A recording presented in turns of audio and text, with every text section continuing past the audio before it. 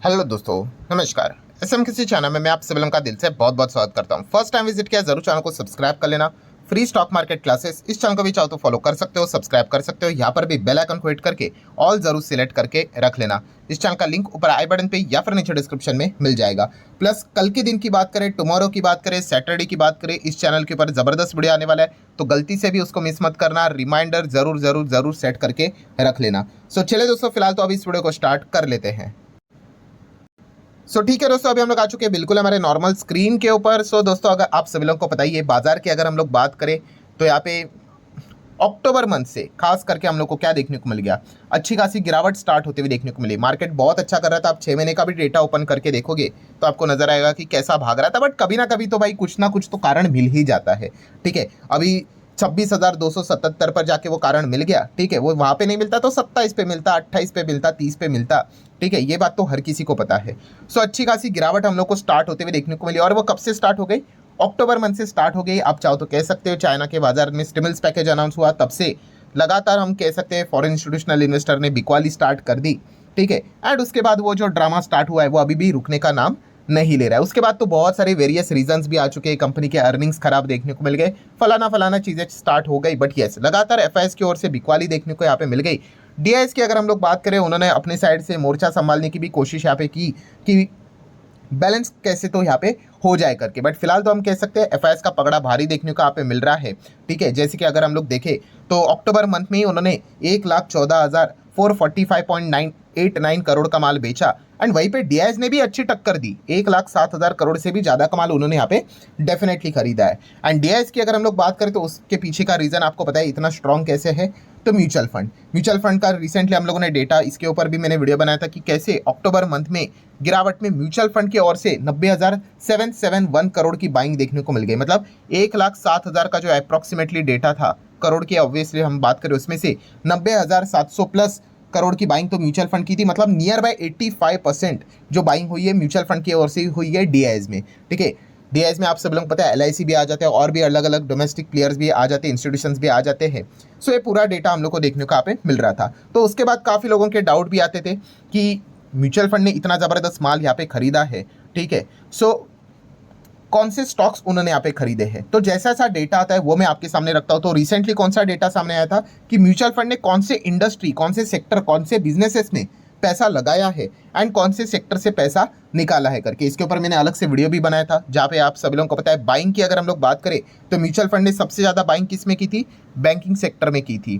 ठीक है, 1% से ज़्यादा। हेल्थ केयर सेक्टर में सेकंड नंबर की बाइंग देखने को मिली थी, कितना? 0.39। देन इंफ्रास्ट्रक्चर में बाइंग देखने को मिली थी, कितना? 0.23। देन कैपिटल गुड्स में बाइंग देखने को मिली थी, जो कि इंफ्रास्ट्रक्चर से ही रिलेटेड थोड़ा बहुत देखने को मिल जाता है, 0.17। एंड देन आईटी सेक्टर की अगर हम लोग बात करें तो आखिरी सेक्टर था जहाँ पे हम लोग को म्यूचुअल फंड की बाइंग देखने को मिली थी, 0.13%। ये थे सेक्टर वाइज ब्रेकअप हम लोग को देखने को मिलता है जहाँ पे उन्होंने बाइंग किया। एंड वैसे सेलिंग की बात करें तो म्यूचुअल फंड ने कौन से टॉप 4 सेक्टर में बिकवाली की थी, ये डेटा हटा दो। ये है कि कितना मार्केट वो सेक्टर गिराए करके, तो इसको नहीं देखना है। ऑटो सेक्टर एंड एंसिलरी में उन्होंने 0.47 की बिकवाली की थी। देन सेकंड, क्रूड ऑयल में सबसे ज़्यादा उन्होंने बिकवाली यहाँ पे की थी। ऑयल गैस सेक्टर की बात करें 0.39, एफएमसीजी में उन्होंने 0.27 की बिकवाली की थी एंड रिटेल स्पेस में उन्होंने 0.25% की बिकवाली की थी।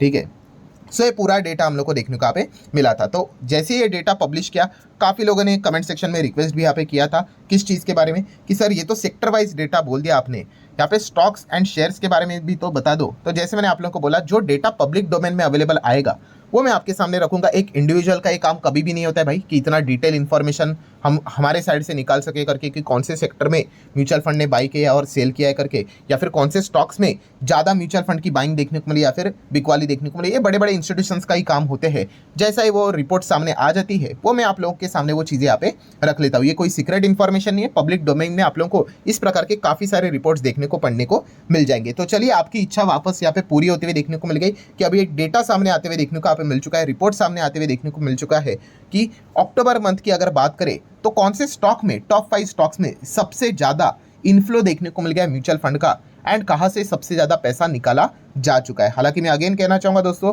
कि इस प्रकार के डेटा हफ्ते हर महीने आते हुए देखने को आप मिल जाते हैं। इस चीज़ के चलते कभी भी पोर्टफोलियो में बड़े लेवल पे मॉडिफिकेशन करना होता नहीं है। हाँ, एक आप जस्ट इन्फॉर्मेशन के पर्पज़ के हिसाब से इन डेटा को चेक कर सकते हो। तो चलिए स्टार्ट करते हैं कि टॉप 5 सेलिंग कहाँ पे सबसे ज़्यादा बिकवाली म्यूचुअल फंड ने की है, कौन कौन से स्टॉक्स में। तो नंबर 1 पे आ रहा है दोस्तों एवेन्यू सुपरमार्ट डीमार्ट। डीमार्ट की अगर हम लोग यहाँ पे बात करें तो सबसे ज़्यादा बिकवाली हम लोग को देखने को मिल चुकी है। अगर मैं अमाउंट की अगर मैं बात कर दूँ तो आप लोगों को बताना चाहूँगा 900 करोड़ से ज़्यादा, यस 900 करोड़ से ज़्यादा का माल यहाँ पे म्यूचुअल फंड ने क्या किया है, डीमार्ट से यहाँ पे निकाला है। ठीक है, एंड इसी चीज़ के चलते हम कह सकते हैं वैसे तो पूरे स्टॉक्स में ही बिकवाली हम लोग को देखने को, मतलब पूरे जितने भी बाजार में मैक्सिमम स्टॉक्स है उसमें ही बिकवाली देखने को मिले। इसका अर्थ ये नहीं होता कि म्यूचुअल फंड ने किधर खरीदा है मतलब वो स्टॉक रॉकेट बन रहा है करके, उसके ऊपर भी हम लोग आएंगे थोड़ी देर बाद। But yes, Avenue supermart DMart की अगर हम लोग बात करें तो सबसे ज़्यादा हम लोग को आउटफ्लो म्यूचुअल फंड का इस स्टॉक से होते हुए देखने को मिल चुका है, जो कि रिटेल स्पेस की नंबर 1 कंपनी। इसके नंबर्स भी हम लोगों ने देखे थे, बाजार को बिल्कुल भी पसंद नहीं आए थे, बहुत बड़ा गिरावट भी हम लोग को नंबर के नेक्स्ट दिन देखने को यहाँ पे मिला था। उसके बाद सबसे ज़्यादा बिकवाली अगर हुई है तो वो है दोस्तों श्री राम फाइनेंस लिमिटेड में। यस, श्री राम फाइनेंस आप सब लोगों को पता है ये तो निफ्टी फिफ्टी का भी पार्ट है। ठीक है, काफ़ी लोगों को पता भी यहाँ पे नहीं होगा क्योंकि इसकी इतनी ज़्यादा चर्चा होती है नहीं। सो श्रीराम फाइनेंस की अगर हम लोग बात करेंगे तो इसमें 785 करोड़ के आसपास की बिकवाली हम लोग को देखने को यहाँ पे मिल चुका है, अप्रॉक्सीमेटली डेटा है। ठीक है, बट यस ये सेकंड नंबर डीमार्ट के नीचे हम लोग को देखने को यहाँ पे मिल जाता है, जहाँ पे सबसे ज़्यादा बिकवाली देखने को मिली है। तीसरे नंबर पे आता है दोस्तों इन्फोसिस, IT स्पेस वाली ये कंपनी है। तो यहाँ पे म्यूचुअल फंड ने लगभग 722 करोड़ के आसपास का माल यहाँ पे क्या किया है, उन्होंने फिलहाल तो यहाँ पे निकाला है। ठीक है, तो ये भी एक डेटा हम लोग को देखने को यहाँ पे मिल रहा है। ठीक है, IT स्पेस में वैसे तो देखा गया पिछले 1 महीने के डेटा के हिसाब से तो इन्फोसिस ने इतनी गिरावट नहीं दिखाई है as compare to the other बाकी के स्टॉक्स, जहाँ पे हम लोग को ज़्यादा गिरावट देखने को यहाँ पे मिल रही है। उसके बाद अगर हम लोग यहाँ पे बात करेंगे दोस्तों तो Trent limited, yes Tata group की कंपनी ट्रेंट लिमिटेड में भी जबरदस्त बिकवाली देखने को मिल चुकी है। पिछले 6 महीने का डेटा अगर आप देखोगे तो अच्छा है, बट यस अक्टूबर मंथ में आप देख सकते हो कैसे जोरदार गिरावट देखने को मिल चुकी है। नो डाउट इसमें नवंबर का भी कंट्रीब्यूशन थोड़ा बहुत मैंने आप लोगों के सामने रखा है, बट यस यहाँ पे अगर हम लोग बात करें 4th नंबर पे ट्रेंट में जबरदस्त प्रॉफिट बुकिंग देखने को मिल चुकी है। 657 करोड़ के आसपास का माल उन्होंने यहाँ पे निकाला है, एंड निकाले में भी क्यों नहीं, इतना अच्छा तगड़ा रिटर्न उन्होंने बनाकर यहाँ पे दिया है। सो अगर किसी को प्रॉफिट बुकिंग करना ही होगा तो अच्छा खासा जहाँ पे माल बना है, जहाँ पे ओवर वैल्यूएशन थोड़ा बहुत देखने को मिल जाता है, वहाँ से इस प्रकार के हम लोग को प्रॉफिट बुकिंग देखने को मिल जाती है। हालांकि इससे कोई कंपनी के बिजनेस तबाह होते हैं नहीं। देन आखिरी कंपनी है दोस्तों भारत इलेक्ट्रॉनिक लिमिटेड, BEL की अगर हम लोग बात करेंगे, अगेन निफ्टी वाली कंपनी। सो यहाँ से भी हम लोग को अच्छा खासा बिकवाली देखने को मिल चुका है, लगभग 607 करोड़ का माल यहाँ पे बेचा जा चुका है म्यूचुअल फंड के द्वारा। ठीक है, ये आती है टॉप 5 में जो लिस्ट है उसमें से आखिरी नंबर पे 5वें नंबर की कंपनी। सो ये बिकवाली वाला डेटा मैंने आप लोगों के सामने यहाँ पे रखा है, जस्ट इन्फॉर्मेशन प्रोवाइड कर रहा हूँ, कोई रिकमेंडेशन यहाँ पे मेरे साइड से नहीं होता है। आ जाते हैं दोस्तों नेक्स्ट इन्फॉर्मेशन की ओर, बाइंग की ओर। कौन से टॉप 5 अक्टूबर मंथ में म्यूचुअल फंड के द्वारा शेयर्स सबसे ज़्यादा बाय होते हुए देखने को मिल चुके हैं, तो वो डेटा आपके सामने रखना चाहूँगा। नंबर 1 पे आ रहा है दोस्तों हुंडई मोटर इंडिया लिमिटेड, जिसका लेटेस्ट IPO हम लोग को देखने को मिला था। अभी उन्होंने बाइंग किया, इसका अर्थ ये नहीं होता है कि भाई स्टॉक रॉकेट बन रहा है करके। आप देख सकते हैं स्टॉक में तो वैसे भी लाल निशान ही देखने को यहाँ पे मिल रहा है, बट येस हुंडई मोटर में काफ़ी अच्छी खासी बाइंग उनके ओर से हम लोग को देखने को यहाँ पे मिल चुके हैं। अमाउंट की अगर हम लोग बात करें तो 5,700 करोड़ से ज़्यादा का माल खरीदा जा चुका है। नो डाउट इसमें IPO का भी कंट्रीब्यूशन हम लोग को देखने को मिल रहा है, इसीलिए डेटा अच्छा देखने को मिल रहा है। आगे बढ़ेंगे दोस्तों महिंद्रा एंड महिंद्रा की अगर हम लोग बात करें तो सेकंड नंबर पे देखने को यहाँ पे मिल रहा है, एंड विदाउट IPO वाली अगर बात करें तो नंबर 1 पे भी देखने को मिले 2100 करोड़ से ज़्यादा का माल खरीदा जा चुका है, एंड वेल डिजर्व हम कह सकते हैं ये बाइंग देखने को मिल रहा है, बिकॉज इनके नंबर भी काफ़ी शानदार थे। वैसे कंपनी में क्या गिरावट है, क्या वाह नंबर भी हम लोग को अच्छे देखने को मिले थे, बट फिर भी ओवरऑल माहौल तो खराब देखने को यहाँ पे मिल रहा है। तो पिटाई तो हर किसी की होती है, मतलब जो खराब चल रहा है उसका तो समझ में आ जाता है, जो अच्छा कर रहा है वो भी यहाँ पे पिट जाते हैं। यही सबसे अच्छा कारण होता है दोस्तों कि बाजार में जब ओवरऑल सेलिंग आती है तो अच्छे अच्छे कंपनी आपको सस्ते सस्ते दाम में मिल जाते हैं। ठीक है, सो महिंद्रा में हम लोग को सेकंड नंबर पे सबसे ज़्यादा बाइंग देखने को मिल गई म्यूचुअल फंड के द्वारा अक्टूबर मंथ में। तीसरे नंबर पे आ रहे हैं दोस्तों अदानी एंटरप्राइजेस, अदानी ग्रुप की फ्लैगशिप कंपनी, आप सभी लोगों को पता है। अगर अमाउंट की बात करें तो 1890 करोड़ से ज़्यादा का माल यहाँ पे खरीदा जा चुका है। आप चाहो तो इसको भी नोट करके यहाँ पे चल सकते हो। देन अगर हम लोग यहाँ पे आगे बढ़ेंगे दोस्तों 4th नंबर पे कंपनी है Bajaj auto. Yes, Bajaj auto में भी म्यूचुअल फंड ने काफ़ी अच्छी तरीके से बाइंग यहाँ पे की है। अगर हम लोग बात करें तो 1700 करोड़ से ज़्यादा की बाइंग हम लोग को बजाज ऑटो में म्यूचुअल फंड के द्वारा अक्टूबर मंथ में देखने को मिले। अगेन कह रहा हूँ दोस्तों ये डेटा चेंज होते रहते हैं।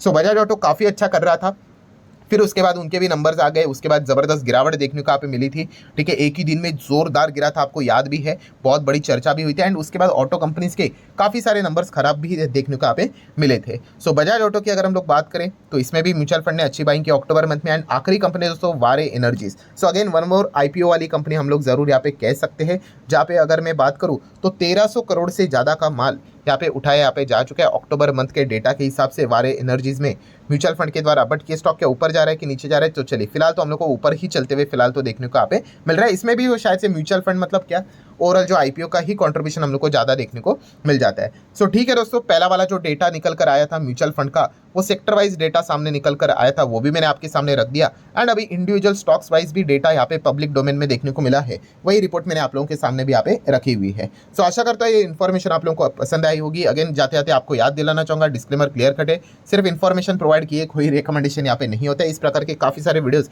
एजुकेशनल पर्पस रिलेटेड यहाँ पे आते रहते हैं। वीडियो हेल्पफुल लगा होगा तो चाहो तो लाइक एंड शेयर कर सकते हैं। मिलते हैं अगले वीडियो में, तब तक के लिए बाय बाय।